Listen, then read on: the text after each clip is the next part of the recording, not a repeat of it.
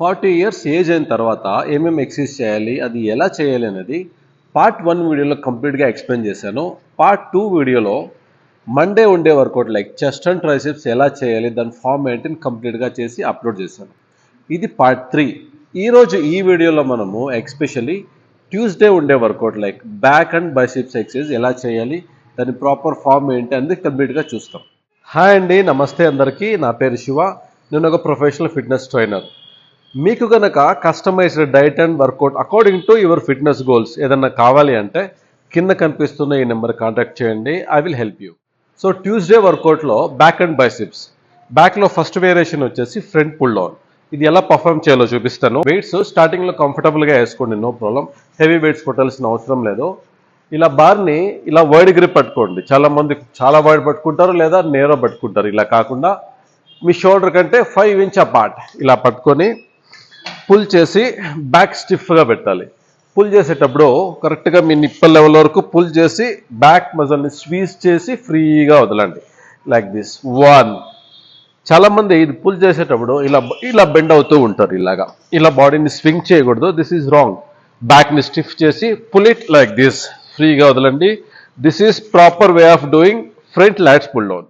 బ్యాక్లో second exercise వచ్చేసి T bar rows. T bar rows ఒకరి దగ్గర ఇంక్లైన్ ఉంటుంది, ఒకరి దగ్గర ఉండదు. ఇంక్లైన్ టీ-బార్ లేని వాళ్ళు బెండ్ ఓవర్ బార్బెల్ రోస్ చేయండి. టీ-బార్ ఉండే వాళ్ళ పొజిషన్ ఎలా చేయాలో చూపిస్తాను. దీనిపైన క్లీన్గా ఇలా పడుకొని మీ చెస్ట్ ఇక్కడి వరకు రావాలి.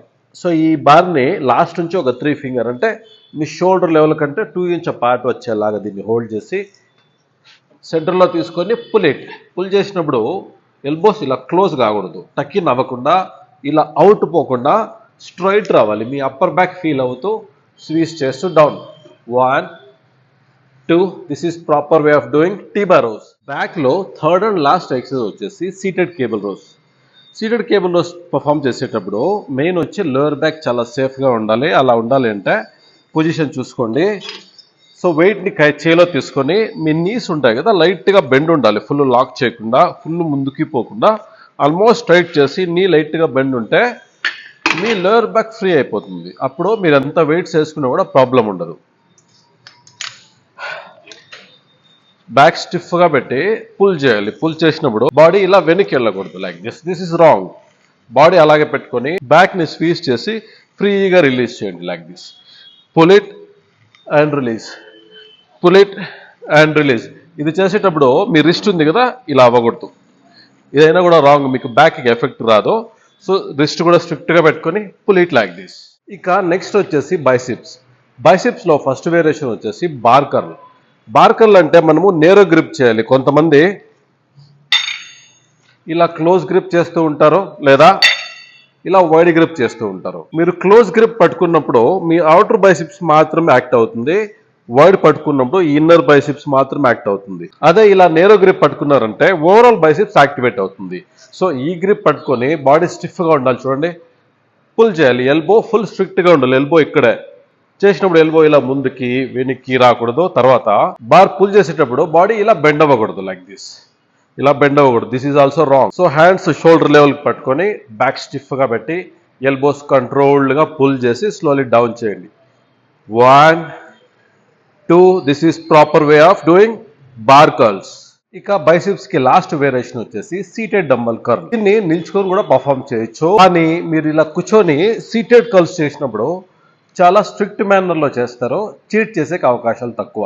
సో అందుకే డంబల్ కర్ల్స్ని కూర్చొని పర్ఫామ్ చేయండి. ఎలా చేయాలి అంటే ప్రాపర్ పొజిషన్ ఏంటంటే బెంచ్ పైన ఎడ్జ్లో కూర్చొని హ్యాండ్స్ క్లీన్గా కిందికి డౌన్ వదిలేసేయండి. వదిలేసి పుల్. ఇది చేసినప్పుడు బాడీ ఇలా అవ్వకూడదు. తర్వాత డంబలో ఇలా సైడ్కి వెళ్ళకూడదు, ఇలా లోపలికి రాకూడదు. స్ట్రైట్గా రావాలి. మీ ఎల్బో, మీ రిస్ట్, మీ షోల్డర్ ఒకే లైన్లో ఉండేలా చూసుకోండి. Pull it like this. 1, 2. This is proper way of doing dumbbell curls. So చూసారు కదా ట్యూస్డే ఉండే బ్యాక్ అండ్ బైసిప్స్ ఎలా చేయాలని.